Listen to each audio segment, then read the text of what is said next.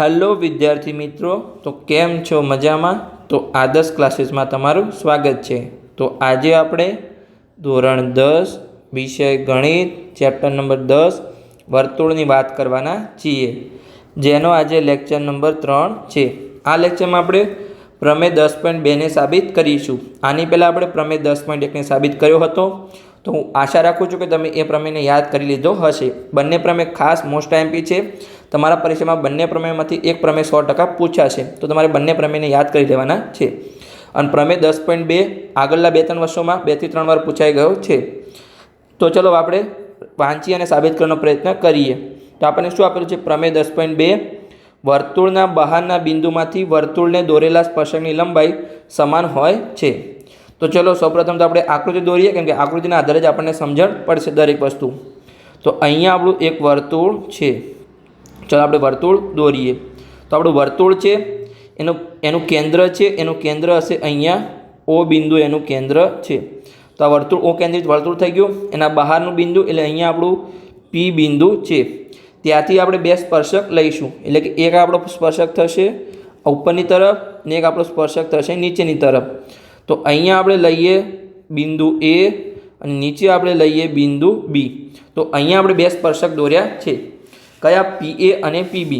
तो चलो આપણે पक्ष साध्य अने साबिती एवा આપણે लखी दईए। तो सौप्रथम पक्ष में शुं आवशे? जे पण तमने आपेलुं होय, आपणे स्टार्टिंग में दोर्युं होय ए आपणे पक्ष में लखवानुं छे। तो अहींया आपणे जो पक्ष में शुं आपेलुं हतुं? वर्तुळना बहारना बिंदुमांथी वर्तुळने दोरेला स्पर्शक। तो आपणुं शुं छे? O केंद्रित वर्तुळ छे, बहारनुं बिंदु P छे, त्यांथी आपणे बे स्पर्शक दोर्या PA अने PB। तो चलो आपणे गाणितिक भाषामां लखी दईए सरखी रीते के बिंदु PA O केंद्रित वर्तुळना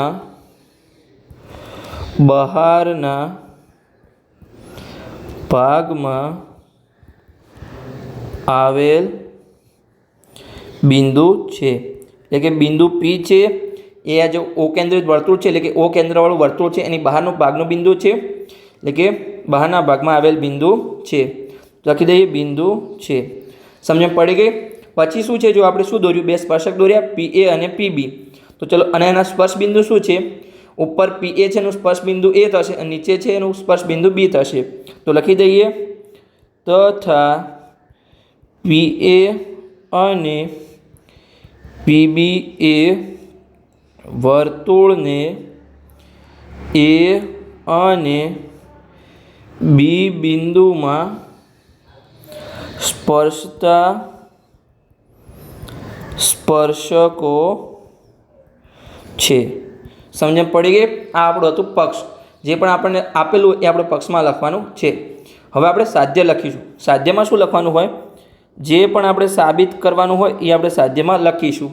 तो अहींया जो आपणे साबित शुं करवानुं छे कि दोरेला स्पर्शकोनी लंबाई समान होय, એટલે આપણે કયા સ્પર્શક દોર્યા? PA અને PB। तो बंनेनी लंबाई આપણે સમાન દર્શાવવાની છે, કે PA બરાબર PB આપણે સાબિત કરવાનું છે। તો આ આપણું થઈ ગયું સાધ્ય। સાધ્યની સાધ્ય થશે। હવે આપણે આગળ સાબિતી લખીશું। તો ચલો આપણે સાબિતી લખી દઈએ। સાબિતી। હવે આપણે સિમ્પલી સાબિત કરવાનો અહીંયા પ્રયત્ન કરીશું। તો ચલો આપણે સાબિત કરી દઈએ। તો સાબિતીમાં પહેલાં આપણે શું કરીશું?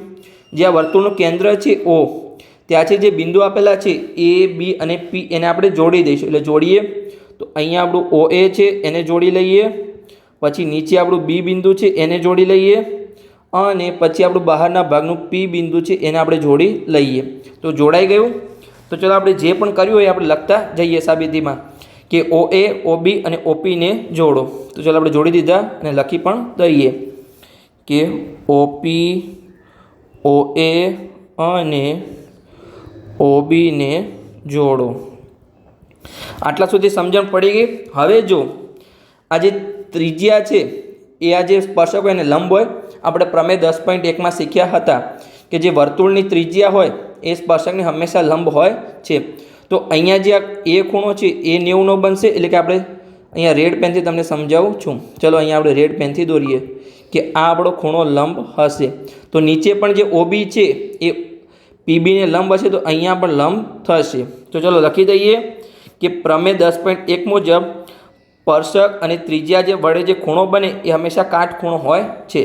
તો ચલો લખી દઈએ, ગાણિતિક ભાષામાં આપણે લખી દઈએ. અહીંયા નીચે પ્રમેય 10.1 મુજબ શું બને કે સ્પર્શક અને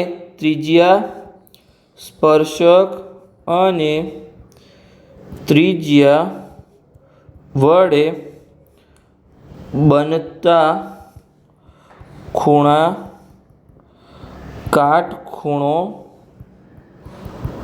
હોય છે. એટલે કે અહીંયા આપણે બે ખૂણા બને છે. કયા કયા ખૂણા છે? જો ખૂણો OAP અને ખૂણો OBP, તો બંને કાટખૂણા છે. તો લખી દઈએ કે તેથી ખૂણો OAP અને ખૂણો OBP કાટખૂણા છે. તો બંને આપણા કાટખૂણા સાબિત થઈ ગયા. સમજણ પડી ગઈ? એટલે આપણા જો બે ત્રિકોણ છે, અહીંયા એક ઉપરલું ત્રિકોણ છે, આપણું કયું ત્રિકોણ? આ આપણું એક ઉપરલું ત્રિકોણ છે, અને નીચે પણ આપણું ત્રિકોણ બનશે. એટલે કે બે આપણા કાટકોણ ત્રિકોણ બન્યા. સમજણ પડી ગઈ? જેમાં OP આપણું સામાન્ય બિંદુ છે. તો ચલો આપણે રિમૂવ કરવાનો ટ્રાય કરીએ. આપણે દોર્યું છે એને, આ તો તમને સમજાવવા માટે કર્યું હતું. હવે જો એમાં શું છે, આ જે OP છે એ આપણું સામાન્ય રેખા છે, એટલે કે સામાન્ય બાજુ છે. તો એ તો સરખી જ થશે બંનેમાં. તમને લખીને સમજાવું છું. ચલો કે આપણે આપણા કાટકોણ ત્રિકોણ બે છે, કાટકોણ ત્રિકોણ. પહેલું ત્રિકોણ કયું છે? OAP, અને બીજું ત્રિકોણ છે ત્રિકોણ OBP. માં આપણી સામાન્ય બાજુ કઈ છે? પહેલાં તો આપણા કાટખૂણા બંને સરખા જ હશે, કારણ કે બંને 90ના ખૂણા હશે. તો ખૂણો OAP બરાબર ખૂણો OBP, બંને સમાન છે. કેમ સમાન છે? કેમ કે બંને કાટખૂણા છે. તો આ બંને સમાન છે. પછી આપણી OP બાજુ છે એ બંનેમાં આવે છે. જુઓ, આપણે ઉપરનું ત્રિકોણ દોરશો તો પણ OP બાજુ આવશે, અને નીચેનું ત્રિકોણ દોરશો તો પણ OP બાજુ આવશે. એટલે કે બંનેની સામાન્ય બાજુ છે એટલે સરખી હશે. તો લખી દઈએ. અને જો બંને ત્રિકોણમાં OP છે, કર્ણ બનશે, કેમ કે કાટખૂણાની સામેની બાજુ OP બનશે. એટલે તમે સામાન્ય બાજુ પણ લખી શકો અને કર્ણ પણ લખી શકો છો. તો OP બંનેમાં સમાન હશે. OP બરાબર OP. તો આપણે શું લખીશું અહીંયા? સામાન્ય બાજુ, અને અથવા તમે કર્ણ પણ લખી શકો છો. સમજણ પડી ગયા એટલા સુધી? હવે જો બંને કાટકોણ ત્રિકોણ છે એમાં ત્રિજ્યા પણ સમાન હશે. જો અહીંયા શું છે, આપણું આ OA શું છે? તો ત્રિજ્યા છે, અને OB પણ આપણી ત્રિજ્યા છે. તો એ પણ સમાન હશે. એટલે કે પહેલા ત્રિકોણમાં OA છે અને આમાં OB છે, એ બંને ત્રિજ્યા છે, એટલે ત્રિજ્યા સમાન હશે. એટલે કે OA બરાબર AB OB થશે. તો ચલો લખી દઈએ કે OA બરાબર OB. કેમ બંને સમાન થયા? કેમ કે બંને ત્રિજ્યા છે, અને વર્તુળની ત્રિજ્યા સમાન હોય છે. હવે જો આપણી એકરૂપતાની શરત આપણે આગળના ચેપ્ટરમાં શીખી ગયા છીએ કે કઈ શરત થશે અહીંયા? કાકબા શરત. કાટખૂણો, કર્ણ અને બાજુ. તો અહીંયા જો પહેલાં આપણે કાટખૂણો સરખો થયો, પછી કર્ણ સરખો થયો, અને અહીંયા આપણે એક બાજુ સરખી થઈ ત્રિજ્યાના લીધે. તો કાકબા શરતના આધારે આપણે શું લખી શકીએ કે જે બંને આપણા કાટકોણ ત્રિકોણ છે એ એકરૂપ ત્રિકોણ છે. તો ચલો લખી દઈએ કે એકરૂપતાની કાટખૂણો, કર્ણ અને બાજુ, એટલે કે કાકબા શરત મુજબ શું થશે? આપણા જે બંને ત્રિકોણ હતા, ત્રિકોણ OAP અને ત્રિકોણ OBP, બંને એકરૂપ ત્રિકોણ થશે. આ જે વચ્ચે ચિહ્ન છે એ એકરૂપ ત્રિકોણ છે, એનું ચિહ્ન છે. જો એકરૂપ ત્રિકોણ થાય તો એની અનુરૂપ બાજુ સરખી થાય. તો અનુરૂપ બાજુ કઈ સરખી થશે? જો આમાં OP છે નીચેના ત્રિકોણમાં, તો ઉપરના ત્રિકોણમાં પણ OP થશે.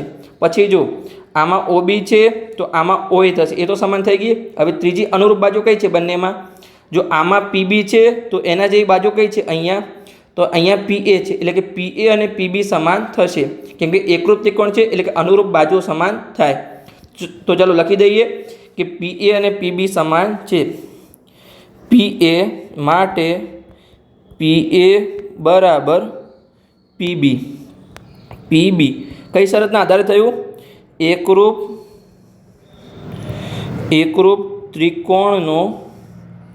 ત્રિકોણના અનુરૂપ ભાગ, એટલે કે અનુરૂપ બાજુ પણ તમે લખી શકો છો. અનુરૂપ બાજુ લખી દઈએ આપણે.